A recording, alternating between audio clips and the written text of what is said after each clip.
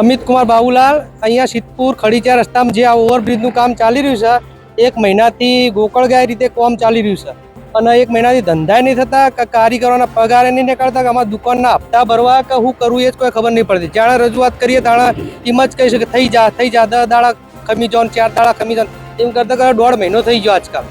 તમારી દુકાનમાં આવવા માટે શું તકલીફ? આવવા માટે અમારે ખુદ જ હું હેન્ડીકેપ છું, મારે જવું આવવું કેવી રીતે એ જ જોવાનું. ગાડીઓ બધી બારોબાર રોડ પર લઈને અમારે હોજ કરવી પડે. ગેરેજ નો ધંધો અમારે, ઘર ચલાવવાનું, પછી આ બધું અને રાહ જોઈને બેસી રહેવાની અમારે. કેટલા દિવસથી આ ખોદકામ કરી? લગભગ આજકાલ કરતા મહિનો ઉપર તો થઈ ગયું, 1.5 મહિનો જેવું થઈ ગયું. ખોદકામ કર્યા પછી રોડ હજુ કોઈ પથરાય નાખી એમને ઊંચા નીચા નાખીને જતા રહેશે. એક લાઈન તો ચાલુ રાખવી જોઈએ ને આવવા જવા માટે.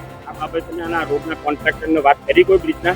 આવતા જતા કોઈ કોન્ટ્રાક્ટર કોઈ ખબર નહીં, બધાને કહે જઈએ કે થઈ જા 4 દાડા તકલીફ રાખો ને, અઠવાડિયું તકલીફ રાખો ને, શું તકલીફ લેવાની. શું નામ તમારું? અમિત કુમાર બાબુલાલ, રાવળ, ઇમ્તિયાજી સહયોગ મોટર ગેરેજ.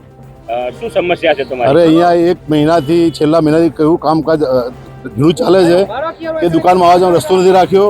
અહીંયા ગાડીનું કામકાજ કરવું તમને તકલીફ પડે છે, ગાડી અંદર આવતી નથી, કંઈ અંદર કંઈ પુરાણ કરી આપતા નથી, કે અહીંયા આવવા જવાની સમસ્યા બહુ છે, ગાડીઓ બહાર મૂકવી પડે છે, કામ કરવાની બહુ તકલીફ પડે છે.